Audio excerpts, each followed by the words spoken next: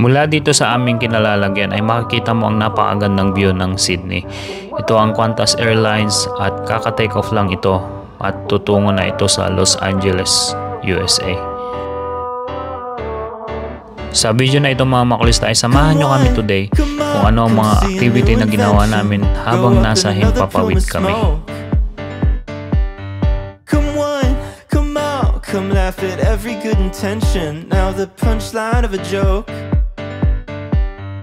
I tried my best. Check it out. That's the best I got for now. I'm looking for a good idea that doesn't fall apart so fast. I'm looking for a good idea that you can understand. You can understand. I'm looking for one good thing that doesn't have to fade with time. Doesn't need to be great, just need a good idea for once in my life. Oh hey, gather round, check out this awesome thing I found. Sure, I know it's not impressive, which of you can say you tried? Which of you brought things to life? I can't be the only one and needed some attention. I tried my best. Check it out. That's the best I got for now. I'm looking for a good idea that doesn't fall apart so fast. I'm looking for a good idea. Dito sa aming upuan nga pala mga makulista ay nagtabi-tabi kaming lahat na may mga anak. Kaya naman yung stewardess ay binigyan kaagad kami ng pagkakaabalahan ng mga bata na mga laruan. It's Joey. Look, who's Joey? The kangaroo. It's a baby kangaroo. Kangaroo. Say Tali. I'm waiting for my daughter. She's on the one to fly. Tali. Wow. And then we go out together. Where are we going? Alright. Okay, love you. Los Angeles. Wow. Los Angeles. Hindi pa man kami nakakalayo mga makulista ay tinawag na ng kalikasan si Tali. Kaya dinala ko siya sa toilet. Ito yung loob ng toilet dito sa Qantas Airlines mga makulista. Kumpara ito sa mga ibang nasakyan kong eroplano ay maluwag yung kanilang nappy change room. Yay! Change nappy? Yay! Dito kami ngayon mga makulista. So, may change nappy dito sa eroplano. At papalitan natin si Tali. Ayan si Tali. Okay. Yeah. So, yan ang itsura ni Tali. Nakahiga siya ngayon dyan sa change natin kanyang nappy. So, ito yung sink, toilet sa ilalim. Higa ka lang, higa ka lang.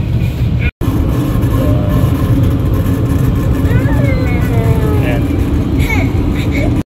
Pagbalik namin sa aming upuan mga makulista ay nagre-ready na si Jaja.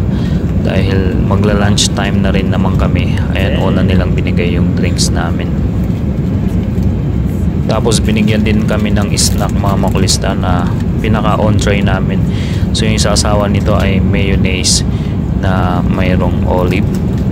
Tapos didip mo lang yung carrots tsaka yung ibang mga gulay. I say no. Kakaw-kaw ka na naman. Oh, you spill it.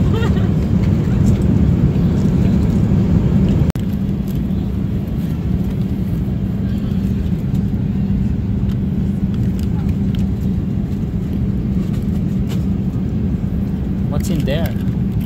So we have carrots, dry olive dip. Sauce. See, open properly. Open all the way. Open it all the way.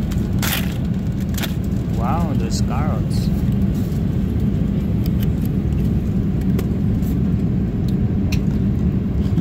Sauce.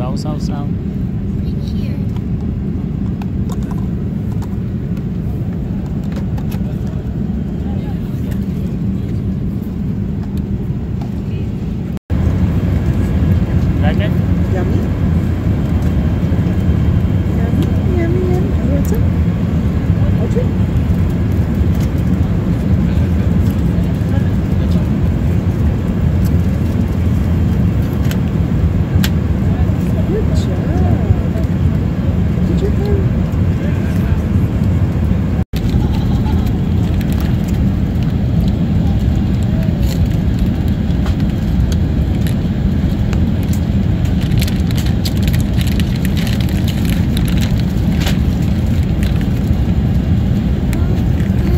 Nagdala din kami ng mga laruan nila, yung mga paborito nilang nilalaro sa bahay, mga makulista. Kagaya itong magnet na ito.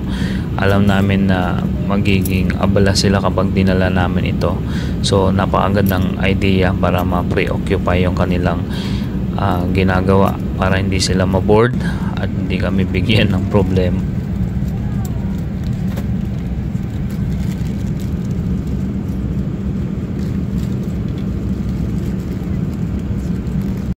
At ito na nga yung pinaka main meal namin, mga makulista. Ang unang kumain ni si Jaja. Ayan, kulang pa sa tulog yan, mga makulista, dahil nagtrabaho siya sa bahay bago kami mag-flight. At ito na nga, binubuksan ko na yung lunch natin. Ang napili ko ay yung beef, mga makulista. Ayan na, mayroong broccoli. At saka hindi siya rice, hindi pala broccoli ito, cauliflower. Ayan, kinakain din ito ni Isaiah. So tapos na silang kumain kanina, itong dalawang bata, kaya kami naman ang kumakain ngayon. Subuhan mo siya, subo. Oh, ayan, kain ka kay ate.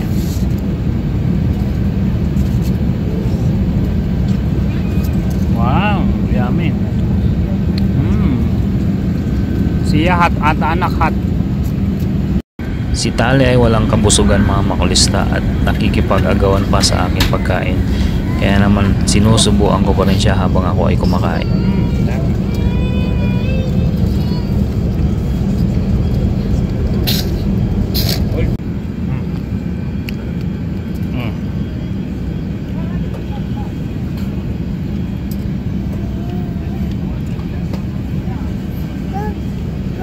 Sa wakas at napagod na ang mga bata, mga makulista, at ito nga si Isaiah ay doon na humihiga sa sahig. Si Tali naman ay nagready na rin kami ng kanyang dede at para makatulog na rin siya sa kanyang bassinet. Maya maya ay nagigising si Tali dahil talagang napakaingay yung katabi naming bata. Hindi siya makatulog ng maayos. Ito naman si Sia ay binigyan pa ng ice cream ng flight stewardess. Ayan, tuloy pati si Isaiah na dapat sana ay matutulog ay kumain na rin ng ice cream. Ina-expect ko na hindi siya makakatulog dahil nga matamis yung ice cream, pero naging kabaligtaran ang naging resulta nito. Nakatulog si Isaiah habang kumakain ng ice cream. Check out this awesome thing I found. Sure, I know it's not impressive, but which of you can say you tried? Which of you brought things to life? I can't be the only one and needed some attention. I tried my best, check it out, that's the best I got for now. I'm looking for a good idea that doesn't fall apart so fast. I'm looking for a good idea that you can understand, you can understand. I'm looking for one good thing that doesn't have to fade with time. Doesn't need to be great, just need a good idea for once in my life.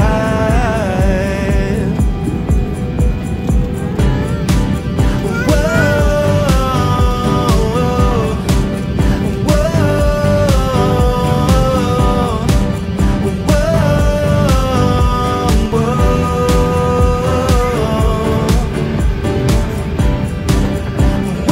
At pagkatapos nga nilang magpahinga ay may energy na naman sila, mga makulista. Kaya back to reality ulit tayo.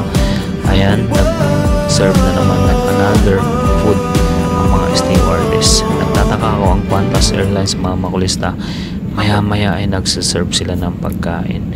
At hindi lang yun, kahit kaming mga passengers ay allowed kami kumuha at magbukas ng mga pagkain sa fridge. Ba't hindi tinuturo lahat ng kinakain niya? Ha? Tinuturo niya lahat ng kinakain.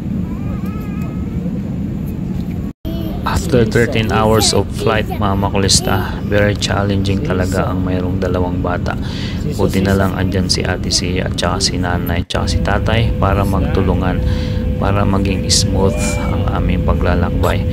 Ay na nga, 6 AM ay nagland na ang aming eroplano dito sa Los Angeles, California.